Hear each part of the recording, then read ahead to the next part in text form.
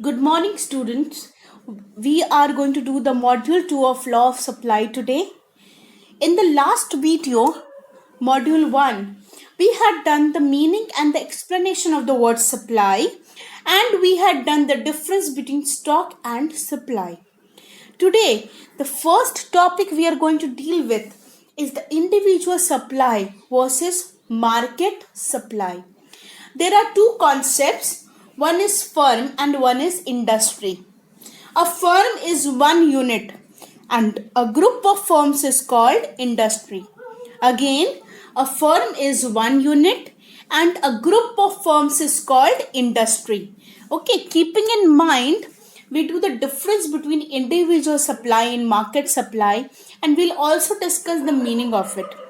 Individual supply is the supply by only one producer or one firm, and market supply is the supply by all producers or all the firms. That is why market supply is also called industry supply. Individual supply is one firm, market supply is all the firms. This is why market supply, being group of firms, is also called industry supply. The quantity of a commodity which one producer is willing to produce and offer for sale is called individual supply, and the quantity of a commodity which all producers for a particular product are willing to produce and offer for sale is called market supply. Quantity supplied by one firm is individual supply, and sum total of supply by all the firms is called market supply. You take the example of a toothpaste. Pepsodent, for example, is a brand. Okay, so the supply by one single firm of Pepsodent is the individual supply, and supply by all the firms like Colgate, Pepsodent, many more are there, Close Up. So the total of supply of toothpaste by all these firms will be referred as market supply. We move on to the next concept, that is factors affecting supply, or in other words, the determinants of supply. What are the factors affecting supply? These are the concepts, or these are the things that will either decrease the supply or increase the supply. These concepts, price, goals, techniques, price of related commodities, all these factors will affect the supply. Either the supply will increase or the supply will decrease. Okay, today in this module we'll discuss only 4 of them. In the next module we'll be discussing the rest 4. Today we are going to discuss price, cost of the producer, price of factor of production, and techniques of production in detail. Now we come to the first concept, that is price of the commodity. You remember demand? In demand, there was an inverse relationship between price and demand. You remember when price increases, demand used to fall. But in case of supply, we think from the point of view of producer. Okay, in supply, we think of point of view of producer. There is a positive relationship between price and quantity supplied. A normal producer will supply more at a higher price because he will earn more profits. So whenever the price will increase, the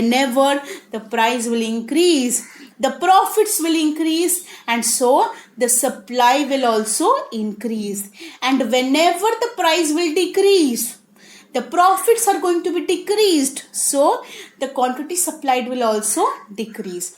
You can see a positive relation. Price increases, supply increases. Price falls, supply falls. Price increases, supply increases. Price falls, supply also falls.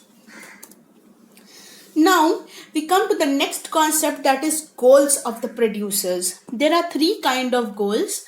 Okay, profit maximization, sales maximization, and the risk minimization. Out of these, the most important is the first 2, which definitely is very important to understand the concept of supply. And the risk minimization technique refers to playing safe. a risk minimization producer will not take risk at all. They will supply very less. So risk minimization is a technique wherein the producer supplies really less. This profit and sales maximization we'll be doing in detail in the next segment. Okay, so first, profit maximization. A concept as simple as that. You talk about any branded products. Do you think that the branded products need any recognition? No. All the branded products you talk about, Voltas, AC, cars, branded cars, whatever branded products are there, they are known in the market. They doesn't need any recognition. Okay, so such firms which are established brands,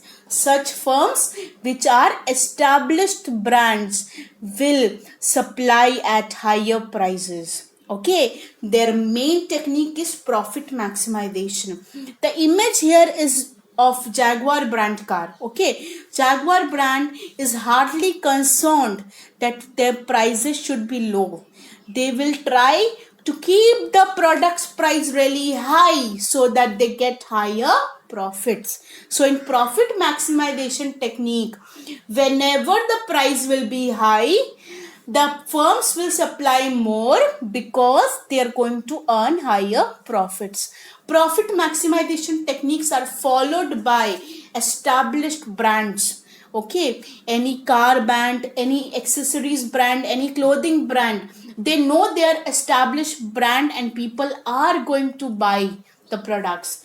So they keep the price high and they try to earn a lot from the market. Now the next is sales maximization. Generally, when the firm comes new in the market, okay, they try to create a prestige and dominate the market share.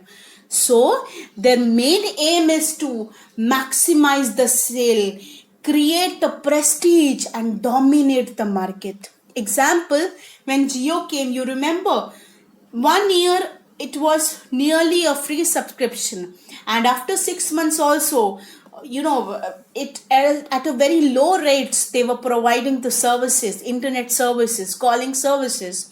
So that their main aim was to dominate the market and become a market leader in telecommunications, and they were successful. So the main aim of the producers in sales maximization is to maximize the sales. They will even supply more at low prices so that they create a brand image, they create a prestige, and they become the market leader in that particular product. Their main aim is to dominate the market share. Coming on to the next factor, the prices of factors of production are also called the input prices. So it refers to the prices of factor of production like raw material, labor, machine. All these things, raw material, labor, machines, are required for the production process. So the prices of these products matter a lot. Okay, whenever the input prices will increase, or rise, the thing will become costly. Then the cost of production will also increase, and then the producer won't be able to produce more. Okay, the supply will fall.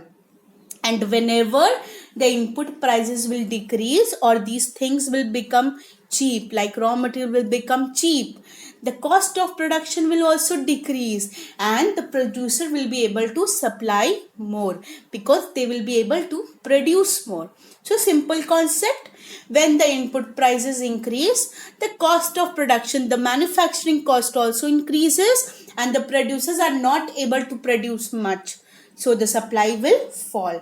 And when the input prices decrease, the things become cheap. The cost of production will also decrease and then the supply will increase or rise. The last concept is techniques of production. Okay, tell me, what will happen if an improved new kind of machine comes in any field? Whenever a new machine comes in any field, you call it steel, you call it any manufacturing unit, okay, whenever some advanced technology or there's an improvement in technique, what happens is the cost of production will reduce, okay, and hence the supply will also increase. Advanced technique will always increase the profitability of the producers, okay, and the firms will be able to supply more, produce more. Whenever a new technique comes, what happens is the production capacity also increases with the new technique. A new machine will be able to produce more, and hence the cost of production will reduce, and the producers will be able to produce more and supply more. Thank you, students.